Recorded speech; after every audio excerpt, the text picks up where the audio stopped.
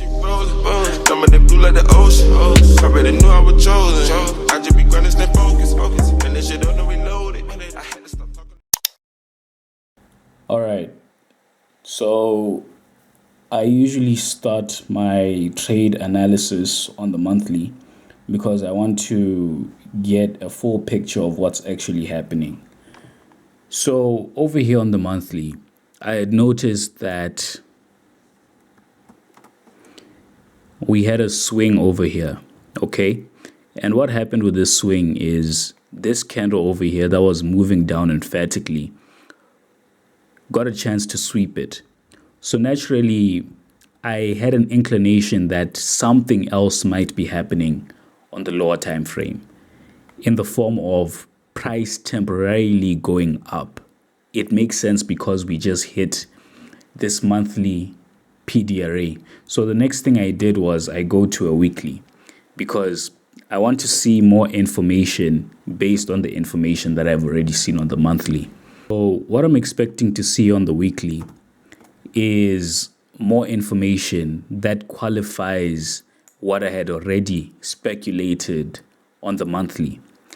And over here, we get to see that indeed there is downward price action.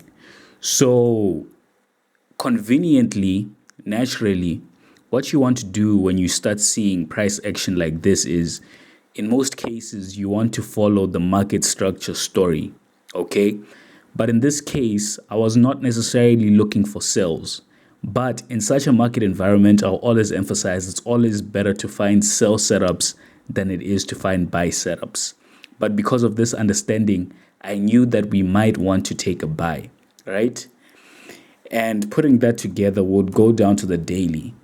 And on the daily, this is where I typically find my strategy, okay? Now, what's my strategy? Just to break it down over here in simple ways. What I basically look for is that this first candle gets printed and this second candle gets the low and closes within its range, okay? And what we look for is for the third candle to then target the first candle's highs. Or sometimes it happens to be the fourth candle that ends up getting the first candle's highs, right? So just to put back some lipstick over here, this was what I was talking about. As we see, there was more information. We had a sweep over here, right? And obviously, the first day's candle swing was also taken. We closed within its range. And over here, we see that price was then going up. But what are we going up to? We notice over here, we also had a daily fair value gap. And over here was our liquidity point that we're targeting. But that is the strategy in essence. But one of the most important things that I've recently learned to appreciate about price is the aspect of market structure. So market structure is basically this. We get to sweep price, okay? And what happens is we are expecting to see a break over here, okay? And once we see this break, we expect price to retrace back up, okay? And when price does that, we expect it to get to 50% of the range. Sometimes it doesn't do that, especially if price is determined on going low, right? But what we're basically seeing is we have a high, we break structure, and then we form a low. And what we expect is for price to retrace up. And what happens is we look for yet another break, okay? Once this break happens, we have our new high, okay? And then once it breaks this, see, it took liquidity over here.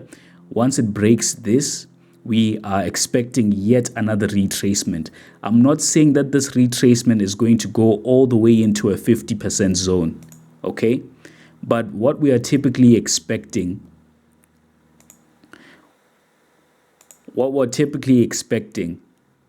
is that price should retrace up, whether it's going to be into this fair value gap or whether it's going to be to this PD array, we do not know. But what I was very sure of at this time is this strategy makes sense because we have just grabbed liquidity and price is showing us signals that it possibly wants to go up. So that was the reasoning towards why I got into this trade. Now let's go down to a 4-hour to see more information. 4-hour, as I already delineated, this was our target over here. And we don't see much but consolidations. To be honest, this right here is a B plus setup or even a B minus setup. It's not an A plus setup. Why is that the case? Well, for starters, it's a reversal setup, okay? Reversal setups are always against you and they are way harder than continuation setups. So that's initially the first red flag. The second red flag would be this consolidating price action here that we see on the 4-hour. And in order to make myself comfortable to get into this trade, I had to get down into the 1-hour and see whether it was worthy of my attention. And what I was looking for on the 1-hour was essentially this.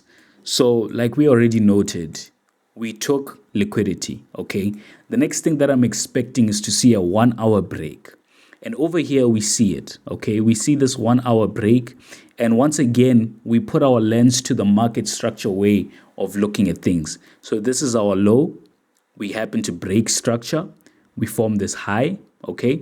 And what we do is we retrace back down. So when we're looking for the retracement, we want to make sure that price does not tap this.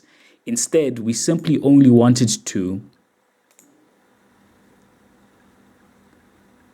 respect this range. As long as it can get into discount of this range, okay, and grab liquidity. That's the next important part that I want to shift your attention to.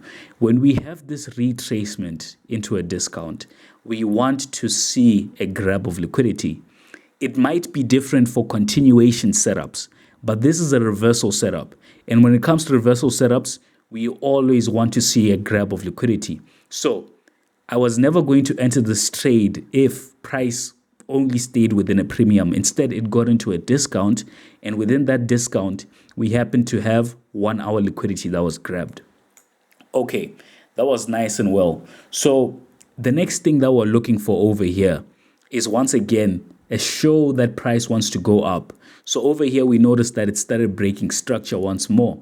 So price obviously broke structure and retested this 4-hour PD array, which happens to be a swing. And what I was expecting over here, because these were the times that I could now enter. I could not have entered during this time because this was 4 a.m. as you see. So it's not my time to trade. Instead, we obviously waited for price to go up. And what was I looking for again? Same thing. I was looking for price to retrace. Retrace into what? Retrace into a discount, okay? And over here, we see that price retraced into a discount. And guess what? We grabbed liquidity. These are good signs. So what I did was I had set my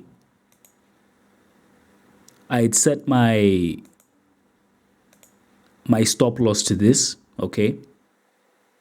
And that was I'd set my, what do you call it?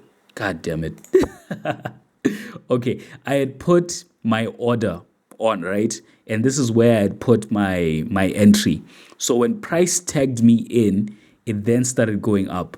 But what I was targeting was this right here. This is what I was targeting at 625, okay? That's exactly where I was targeting. And price got to hit my take profit. This trade only ended up giving me $6. Instead, it should have given me $10. And I noticed that there was a discrepancy between this target over here on TradingView and the target on my broker, okay? And what happened was on TradingView, price had hit over here. However, I had noticed that price was now starting to retrace, okay? Was now starting to retrace on my broker, and I was now with $6 only. And that's when I decided, okay, fine, maybe price is now completely retracing. I might as well just leave. But hey, guess what? That's not what price did. Price actually went all the way up to here. And I started feeling bad in the moment because I was thinking, hey, yo, why didn't you just target a 1 to 2 so that you can get $20? Okay. And that's what I was thinking, man. So I really do want to revise that because I am a good trader. And the thing is, the goodness in my trading should be reflected in my bank account because that's what I'm doing all of this for. So I need to move with more certainty and more conviction in my trades because I cannot be here wasting time. So hopefully you got that, and hopefully my input on this matter has been of immense value to you. Like and subscribe if you found any value. Until next time, we'll see you on episode 4 of The Grind.